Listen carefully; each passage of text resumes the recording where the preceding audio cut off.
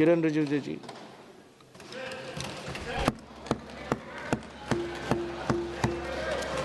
Sir, let him speak, sir. I'll come to you. Let him speak, sir.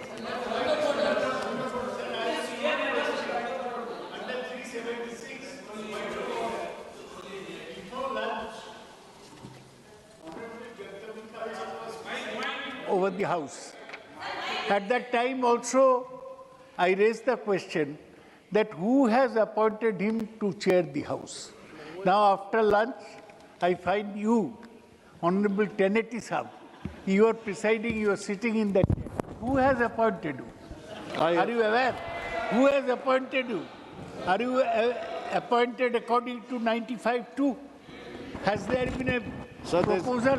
Yes, sir. Has there been a motion in the House? Sir, there is already a ruling on this. Who has as per given 96 clause 2 and ruling 10 of the rules and but procedures you of the don't have Parliament. the power Already the to ruling has decide. been given, sir. No, Thank you very much, sir. 95(2). Honorable Minister, sir. Honorable Minister, sir. It was decided in the morning, sir. Why are you repeating it? Yes, sir.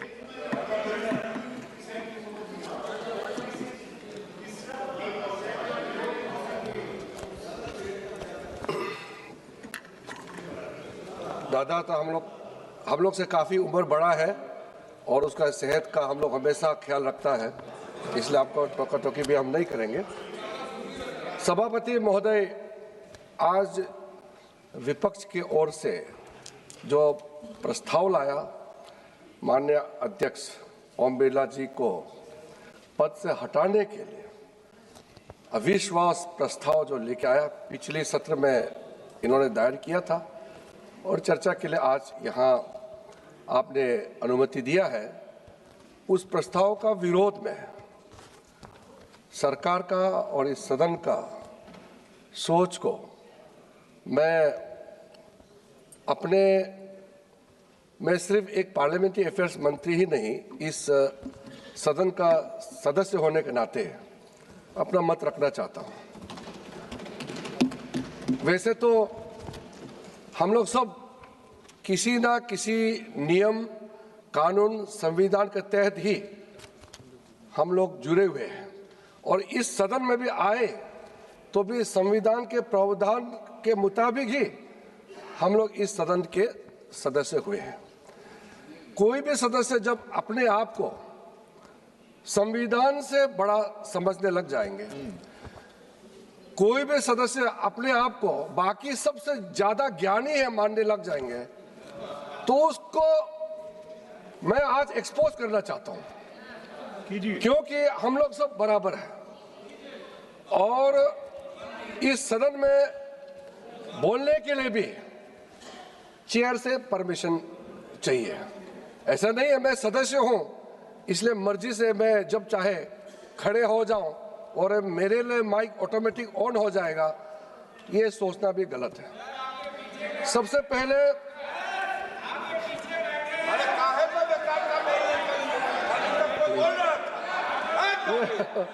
ये इन्होंने resolution move किया, अपने resolution भी नहीं बोल पाए, किसी और के नाम में दिए, अब मैं खड़ा हो रहे। इतना बड़ा मौका था, रेजुलेशन आपके नाम में ड्राफ्ट हुआ, फिर भी नहीं बोल पाए। सर, संविधान के अनुच्छेद 94(c) के तहत और इस सदन के rules of procedure and conduct of business का रूल 200 और 203 के प्रावधान के मुताबिक आज हम लोग इस प्रस्ताव पे चर्चा कर रहे हैं। मैं वैसे तो आपके कई मुद्दे हैं, मैं उसको एक एक करके मैं उसका जवाब भी देना चाहता हूं। मेरा प्रारंभिक अनुरोध रहेगा, शुरू में ही मैं अनुरोध करना चाहूंगा कि कांग्रेस की ओर से जब गौरव जी बोले तो विषय से हट करके कई विषय पे उन्होंने चर्चा की है। क्योंकि उन्होंने मुद्दे रखे हैं तो मुझे उसका भी जवाब देना पड़ेगा। अगर वो मुद्दे नहीं रखते तो मैं लोकसभा स्पीकर का खिलाफ जो अविश्वास प्रस्ताव रखा था उसी तक ही सीमित रखने का विचार से मैं सदन में आए थे, लेकिन उन्होंने उससे कई आगे जाकर के अपने बात को रखा है। लेकिन शुरू में उन्होंने मेरे ऊपर में एक टिप्पणी कर दिया और गौरव गोगोई उम्र में छोटे हैं, मेरे छोटे भाई समान हैं, और अब 3 बार इस सदन का सदस्य हो गए हैं। लेकिन उसका गलती नहीं है, क्योंकि ये जब इस सदन में आए थे तब ये विपक्ष में चले गए, तो उन्होंने अपने कांग्रेस पार्टी का पार्लियामेंट्री अफेयर्स का रोल्स परफॉर्मेंस को कभी देखा नहीं है, तो ये इसका गलती नहीं है। और ये जब सदन में आए 2014 में, उससे 20 साल पहले मैं चुनाव का मैदान में उतर चुका था और 10 साल पहले मैं इस सदन का सदस्य हो चुका था, इसलिए वो उसमें सदस्य नहीं थे तो मैं ब्लेम नहीं करता हूँ। लेकिन मैं इतना जरूर कहना चाहता हूँ कि पार्लियामेंट्री अफेयर्स मंत्री बहुत समय लोगों को ऐसा लगेगा कि ये रूलिंग पार्टी के लिए सिर्फ बोलते हैं। मैं सूचना देता हूँ सदन में या कोई बात रखता हूँ तो कभी कभी सदन का बिहाफ से रखता हूँ। मैं ज़्यादातर जो पेपर ले करता हूँ बिजनेस एडवाइजरी कमेटी, वो भी पूरे सर्वदलीय पार्टी का बैठक का ही कागज को रखता हूँ। मैटर तो अलग अलग मंत्री रखते हैं, तो पार्लियामेंट्री अफेयर्स मंत्री सिर्फ रूलिंग पार्टी का नहीं होते हैं, वो सबका बिहाफ में होते हैं। फिर भी उन्होंने कहा कि इतिहास में सबसे ज्यादा बोलने वाला पार्लियामेंट्री अफेयर्स मंत्री है बोलता है। इसलिए एक बार रिकॉर्ड जाके देख लो, कांग्रेस पार्टी का 60 साल का इतिहास, और हमारे भी कई हमारे बड़े नेता जो आज इस दुनिया में नहीं है पार्लियामेंट्री अफेयर्स मंत्री रहे हैं, प्रमोद महाजन जी, सुषमा स्वराज जी, वेंकैया जी हमारे उपराष्ट्रपति भी रहे हैं, मदन लाल खुराना जी। इसलिए पार्लियामेंट्री अफेयर्स मंत्री के ऊपर में टिप्पणी करने से पहले आपका अपना कांग्रेस के जमाने का भी आप लोग को थोड़ा सा ध्यान रखना चाहिए। सभापति महोदय, जो हमको जो अथॉरिटी दिया है आज ये मुद्दे लेकर के आने के लिए, उसमें थोड़ा सा हम बिंदु में जाना चाहते हैं। संविधान 118 में स्पीकर को क्या अथॉरिटी दिया गया है? स्पीकर इस सदन का जितना रूल्स ऑफ प्रोसीड्यूर और कंडक्ट ऑफ बिजनेस जो भी इस सदन में चलते हैं, उसका फाइनल अथॉरिटी लोकसभा अध्यक्ष ही होते हैं। इसका अब लीगल कॉन्टेक्स्ट में देखा जाएगा, आर्टिकल 122 अनुच्छेद 122 भारत के संविधान में देखा जाएगा तो स्पीकर का कोई भी निर्णय को किसी भी अदालत में भी चैलेंज नहीं कर सकता है। सुप्रीम कोर्ट का एक रूलिंग आया था सिर्फ शेड्यूल 10, जब डिस्क्वालिफिकेशन का सवाल आता है मेंबर्स का, सिर्फ उसी मुद्दे पर स्पीकर का डिसीजन को कोर्ट में रिव्यू कर सकता है, अन्यथा लोकसभा स्पीकर का डिसीजन वो फाइनल होता है। इसमें मैं बहुत ज्यादा और उस उल्लेख नहीं करना चाहता हूं, लेकिन कुछ चीजें होते हैं जो स्पीकर और सदन में कभी कभी मैंने देखा है स्पीकर के ऊपर में ऐसे टिप्पणी कर देते हैं, कभी रिकॉर्ड में आ जाते हैं, कभी रिकॉर्ड में नहीं आते हैं। स्पीकर निष्पक्ष होते हैं, ये भी सब जानते हैं, लेकिन स्पीकर किसी एक दल से आते हैं, खास करके रूलिंग पार्टी से आते हैं, ये भी सब जानते हैं। हम लोग वेस्टमिंस्टर मॉडल को काफी फॉलो करते हैं। वेस्टमिंस्टर में once a speaker is always a speaker. Speaker पद में चुनाव होने के बाद वो हर पार्टी का कोई भी सदस्यता या कोई भी कनेक्शन बिल्कुल वो नाता तोड़ देता है जीवन काल के लिए। हमारे यहाँ में संविधान निर्माताओं ने सोचा कि भारत का जो हमारा व्यवस्था है थोड़ा सा हटके होना चाहिए। हमारे डॉक्टर बाबा साहब अम्बेडकर हो, पंडित जवाहरलाल नेहरू, सरदार पटेल जी, जितने भी संविधान सभा में रहे हैं, doctor Rajendra Prasad ji, BN Rao, KM Munshi, Krishna स्वामी अयंगर जी, मोहम्मद सादुल्ला जी, TT कृष्णाचारी जी, इन लोगों ने मिलकर ये सोचा कि भारत में स्पीकर किसी पार्टी का सदस्यता को रिजाइन करने का जरूरत नहीं है, क्योंकि उसको फिर से चुन के आने का मौका देना चाहिए। और जब स्पीकर चुनाव में जाता है तो किसी ना किसी पार्टी से तो उसको लड़ना होता है। इसलिए उस समय निर्णय किया गया है कि भारत में लोकसभा का स्पीकर जो होगा वो चुनने के बाद भी किसी पार्टी का सदस्यता से वो औपचारिक खत्म नहीं कर सकता है और चुनाव में वो पार्टी का टिकट लेकर के फिर से लड़ सकता है। ये एक बेसिक अंतर है।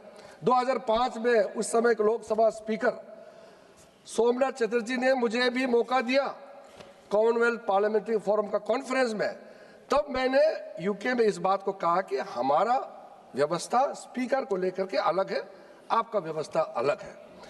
इसलिए स्पीकर अगर सरकार से तालमेल करता है, मंत्री से मिलता है, अपोजिशन से मिलता है, वो इसका इंटरेक्शन होता है तो उसमें रोक टोक नहीं है। लेकिन जब चेयर में बैठते हैं तो उसका रोल इम्पार्शियल होना चाहिए, इसमें कोई दो मत नहीं है। लेकिन जब संविधान को आप देखेंगे और इस सदन का रूल्स को आप देखेंगे तो स्पीकर का कोई भी निर्णय को आज तक किसी ने चैलेंज नहीं किया है। तो उस दिन मुझे दुख इस बात का लगा, जो नेता प्रतिपक्ष यहाँ खड़े होकर के, ये रिकॉर्ड का प्रोसीडिंग में है, आप लोग देख लीजिए, उन्होंने कहा कि मुझे इस सदन में बोलने के लिए किसी से परमिशन नहीं चाहिए। ये रिकॉर्ड में है और ये मेरा अधिकार है इस सदन में बोलने का। हमारा नेता प्रतिपक्ष का अभी पिछले फर्स्ट पार्ट का ही ये मैं बात बोल रहा हूं, उन्होंने कहा इस सदन में बोलने का मेरा अधिकार है, मुझे परमिशन नहीं चाहिए। तो मैं सोच रहा था कांग्रेस पार्टी में कई वरिष्ठ लोग भी हैं, नेता प्रतिपक्ष को क्यों नहीं समझाया?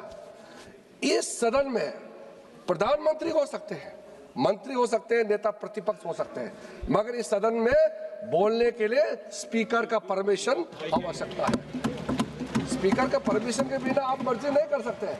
और आप फिर कहेंगे कि आपका माइक ऑन नहीं है। परमिशन दिए बिना आप अपने आप को स्पीकर से भी बड़ा आप समझेंगे तो मेरा कोई उसमें इलाज नहीं है।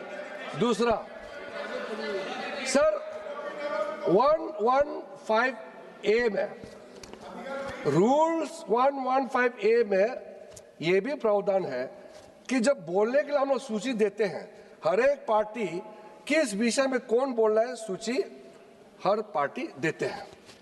और ये भी छूट है कि अगर कोई पर्टिकुलर मेंबर पार्टी का तरफ से नहीं, मैं अपने आप नाम देना चाहते हैं, वो भी दे सकते हैं। और जो स्पीकर को सूची नहीं दे करके भी स्पीकर को नजर को मिलाने के लिए, to catch the eyes of the honourable speaker, जो स्पीकर घूम के देखते हैं तो उसका नजर को दिखाने के लिए मेंबर हाथ भी उठा सकते हैं और अपने सीट से उठा सकते हैं स्पीकर का अटेंशन ड्रॉ करने के लिए। सूची देने का बावजूद भी रूल 115A में क्लियर है कि स्पीकर पार्टी ने सूची दिया, उसके अलावा भी किसी भी सदस्य को स्पीकर डायरेक्ट बुला करके बोलने का परमिशन दे सकता है। ये विषय बहुत क्लियर है सर। मैं इसलिए जिक्र कर रहा हूं क्योंकि आज बार बार लीडर ऑफ अपोजिशन को बोलने नहीं दिया जा रहा है और स्पीकर को, अथॉरिटी को जो चैलेंज किया जा रहा है, इसको लेकर के मैं ये सब बताने मजबूर हो रहा हूं। इसके अलावा सर कुछ रेसिडियल पावर भी होता है सर। स्पीकर का पास कुछ रेसिडियल पावर होता है जो कि रूल्स ऑफ प्रोसीड्योर में मेंशन नहीं है, कंडक्ट ऑफ बिजनेस में मेंशन नहीं है, जो आज कई बार उठाया कि जब डिप्टी स्पीकर नहीं है और स्पीकर के खिलाफ नो कॉन्फिडेंस मोशन लाया गया है, कौन चेयर करना चाहिए। संसदीय परंपरा में कई चीज पहली बार होते हैं, इसलिए कन्वेंशन बहुत बड़ा एक तो विषय होता है।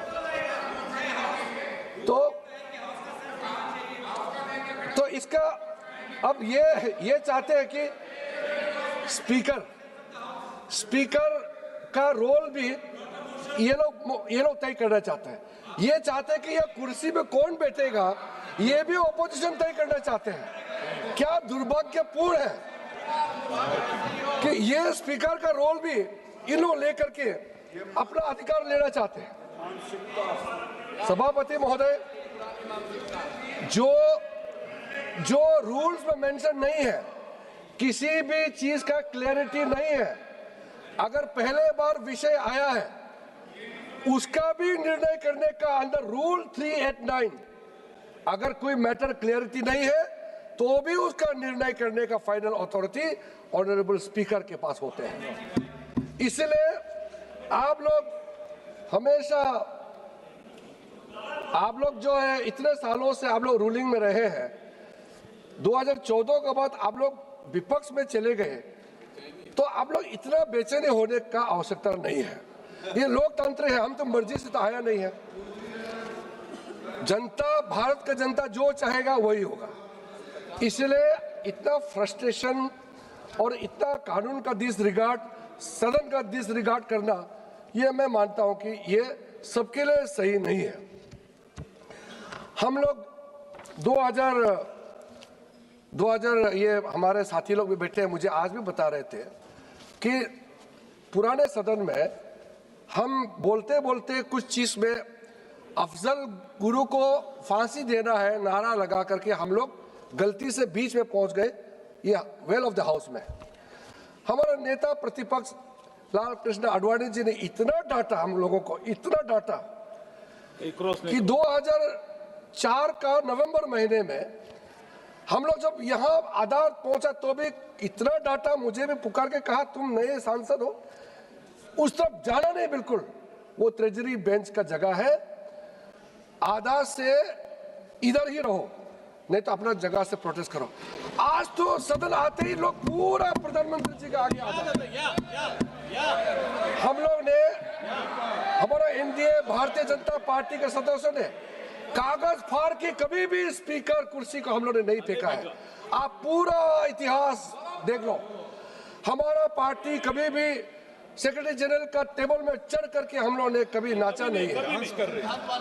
हम लोग ने कभी भी ऐसा नहीं किया जो इस सदन को शर्मसार करे। कभी नहीं। आप इतिहास देखिए, रिकॉर्ड है, लोकसभा का रिकॉर्ड है, 1951 के बाद पूरा रिकॉर्ड देख लीजिए। कभी किसी एनडीए के, भारतीय जनता पार्टी के किसी सदस्य ने कागज फाड़ के चेयर के मुंह में फेंका है? आप बताइए। आप लोगों ने क्या क्या नहीं किया। मैं आपका हरकतें अगर गिन के बताने लग जाएंगे आप खुद को अच्छा नहीं लगेगा। इसलिए आज 40 साल बाद लोकसभा स्पीकर के खिलाफ अविश्वास प्रस्ताव आपने लाया है। आज के इस चर्चा में आने से पहले अगर थोड़ा सा आप हमारे बात आप मानते ही नहीं है, पंडित जवाहरलाल नेहरू जी ने क्या कहा था उस समय सदन में, या उस समय के प्रधानमंत्री राजीव गांधी जी ने क्या कहा था, थोड़ा पढ़ के आते तो भी आप में ज्यादा विनम्रता आते।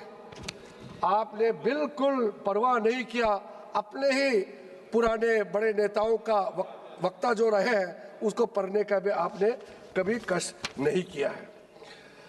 जब 1987 में बलराम जाखड़ जी को अविश्वास प्रस्ताव के माध्यम से नोटिस सर्व किया, उस समय का एक ही लाइन में स्वर्गीय राजीव गांधी जी का मैं पढ़ के बोलना चाहता हूं। राजीव गांधी जी का ये मैं कोट कर रहा हूं, इस सभा की महान परंपरा रही है कि हम अध्यक्ष की सदस्यता पर अंगुली नहीं उठा सकते, चाहे हम उनसे सहमत हो अथवा असहमत। वे जो करते हैं भले ही वो किसी को पसंद ना आए, परंतु यदि हम उनके विश्वास एवं संसदीय लोकतंत्र के प्रति उनके वचनबद्धता पर उंगली उठाते हैं तो हम सब अपनी संस्था का आधार ही नष्ट कर देते हैं। ये स्वर्गीय राजीव गांधी जी का स्पीच का हिस्सा है। आज यहाँ यही किया जा रहा है, यही किया जा रहा है। राजीव गांधी जी ने कहा और मैं भी कह रहा हूं, यही आप लोग आज यहाँ किया जा रहा है। जब 1954 में जब जीवी मावलंकर जी का खिलाफ में अविश्वास प्रस्ताव लाया गया, उस समय पंडित जवाहरलाल नेहरू का जो ओपनिंग रिमार्क्स है मैं उसको पढ़ना चाहता हूं। What first prime minister Pandit Jawaharlal Nehru had remarked, I quote, I would beg honorable members sitting opposite, those who have signed it and those in duty bound have supported it, to read that thing which they have signed it. It is a vicious thing they have signed. I doubt whether the persons have read it before they have signed it. If they have read it, they would have hesitated 100 times before they signed that document.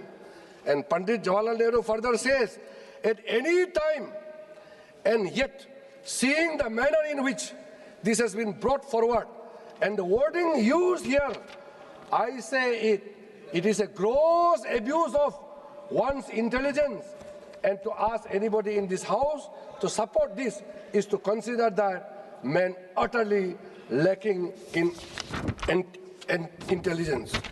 उसके बाद पंडित जवाहरलाल नेहरू जी का बहुत ही अच्छा portion है, मैं उसको भी बताना चाहता हूँ। ये कोई पंडित जवाहरलाल नेहरू जी का मैं हिंदी वर्जन वाला आपको बोल के सुनाता हूँ। आप अच्छा नहीं सुन रहे हो। ये हमारा साथी रहे हैं। मैं सोचा कि ये थोड़ा सीनियर है, राहुल गांधी जी और सबको समझाएंगे, ये ही ऐसे हरकत करते हैं, क्या समझाएंगे दूसरे को। इससे तो अपेक्षा था कि ये थोड़ा वेल मैनर बिहेवियर करेंगे। पंडित जवाहरलाल नेहरू जी कहते हैं, ये कोई दल का मामला नहीं है, इस कारण प्रत्येक व्यक्ति को दल का विचार छोड़कर इस पर विचार करना चाहिए। ये मामला इस सारी सभा का है। जवाहरलाल नेहरू जी कहते हैं, संसद के सम्मान का जहां तक संबंध है, यह विषय बड़ा गंभीर हो जाता है।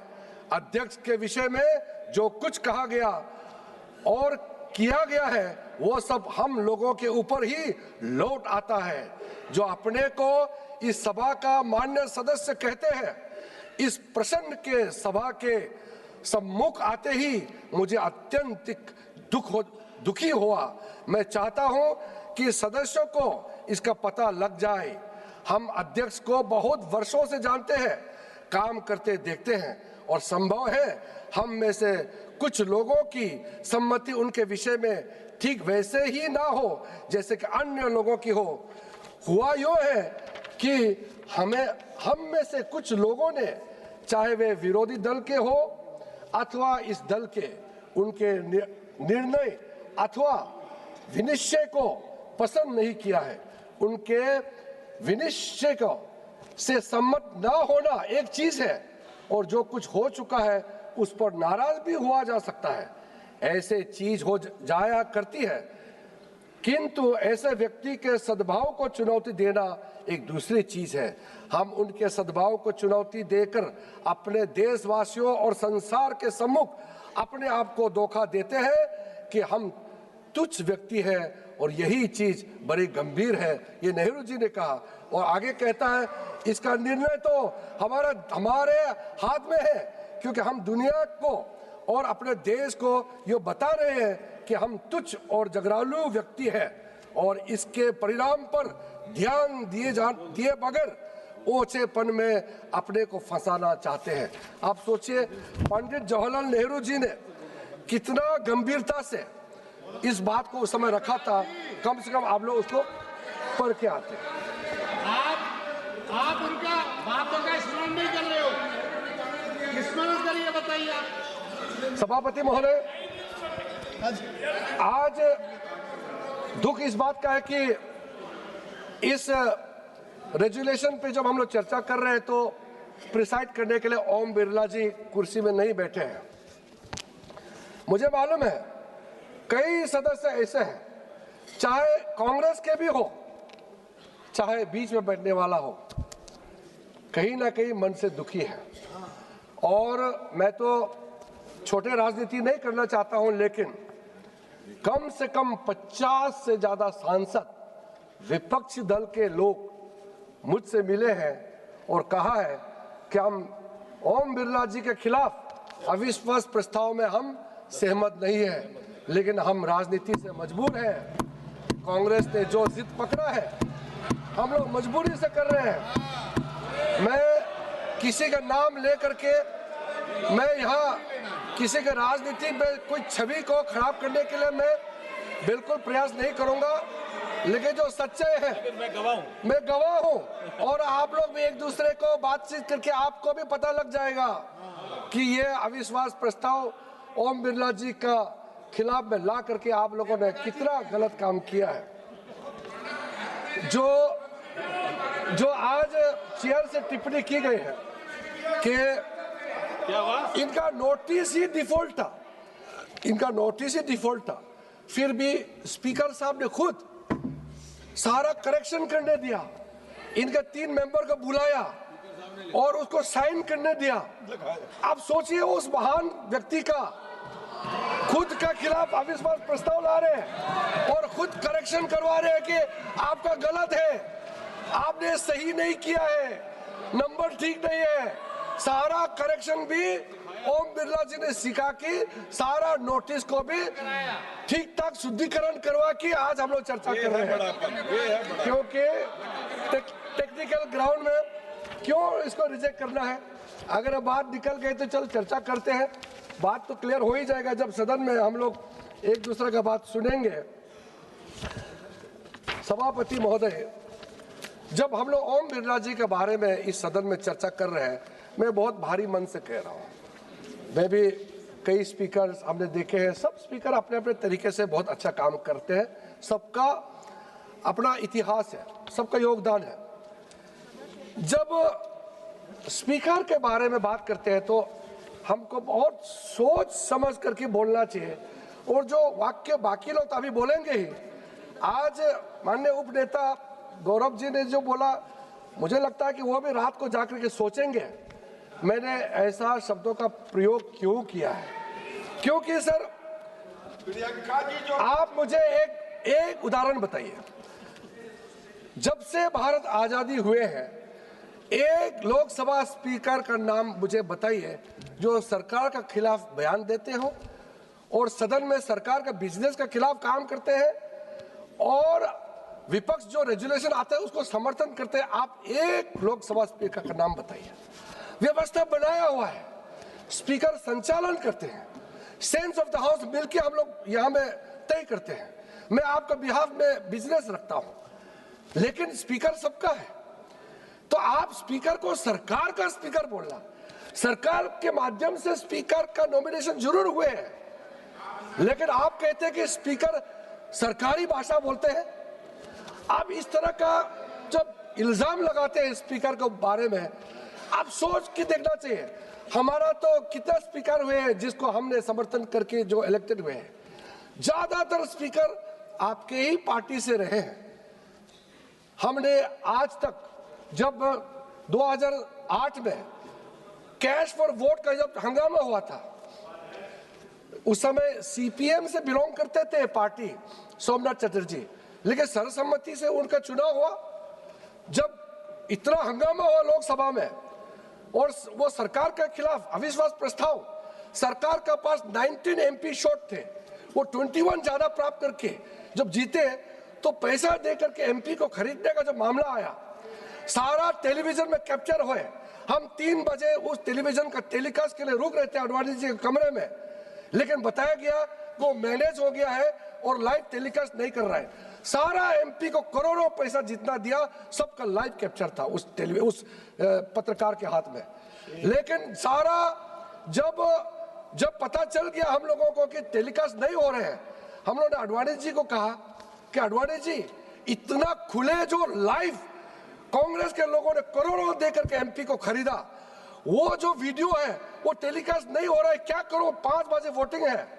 आडवाणी जी ने फ्रस्ट्रेशन में कहा अब कोई चारा नहीं है, अरुण जेटली जी को कहा आप फोन करो उसको।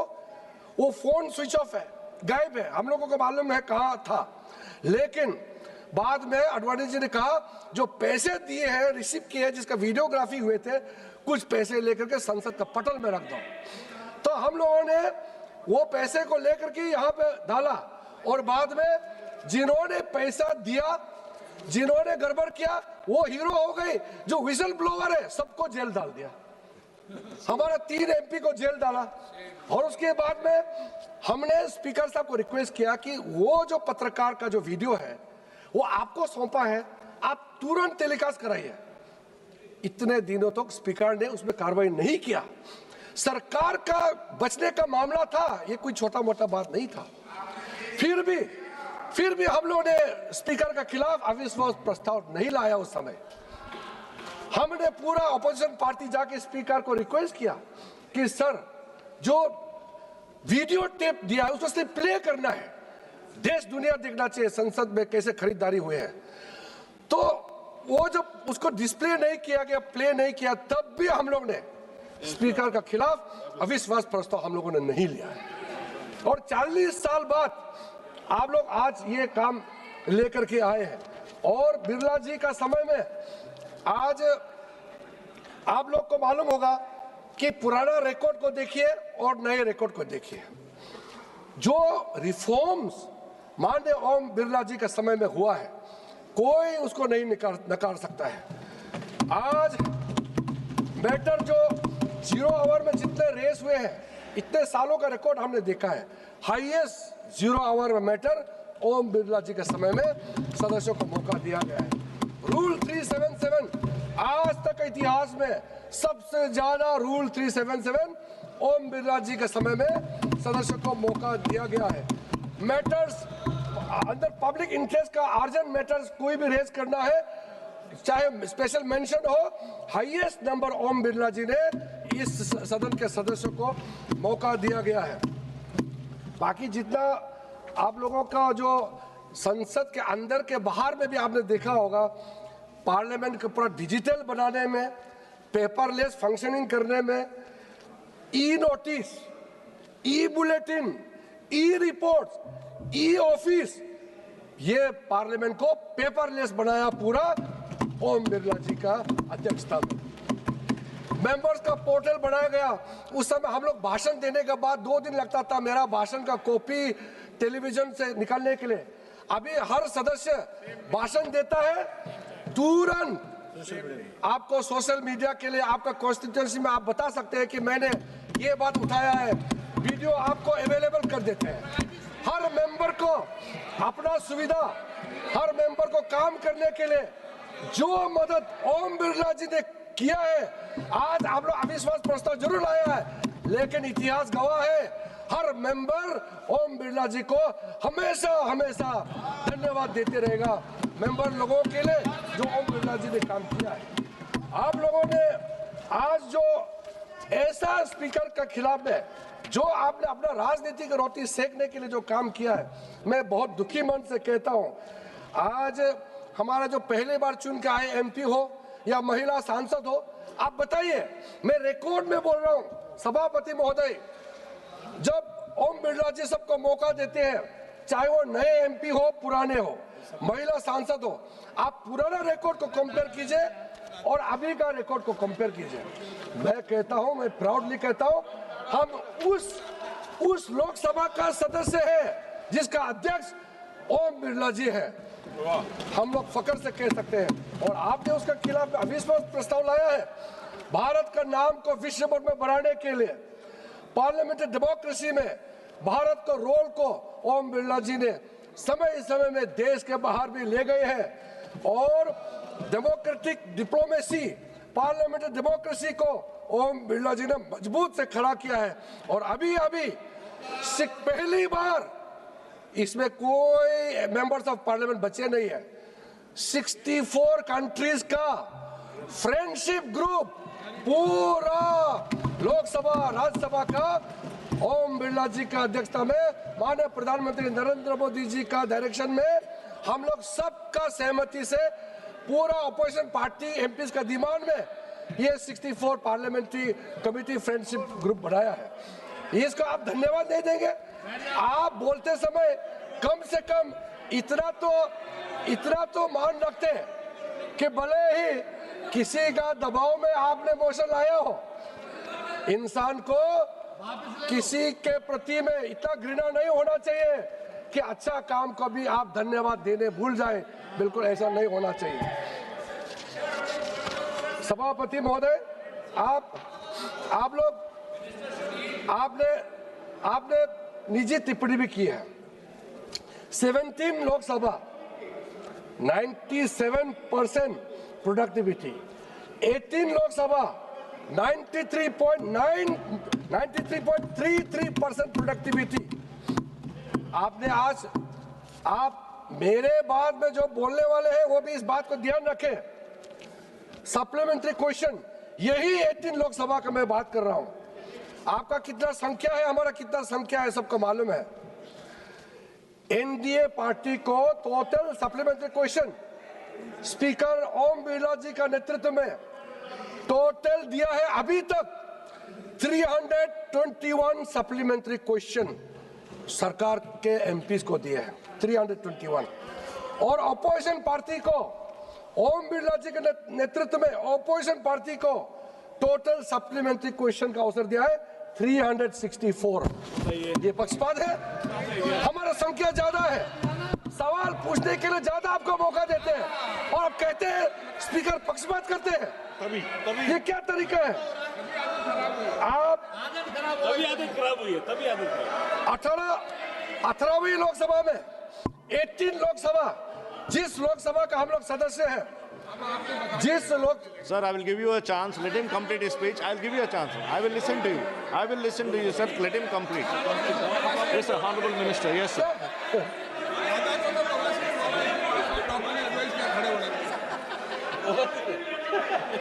सर ये कोई टाइम को 2A. Sir, 200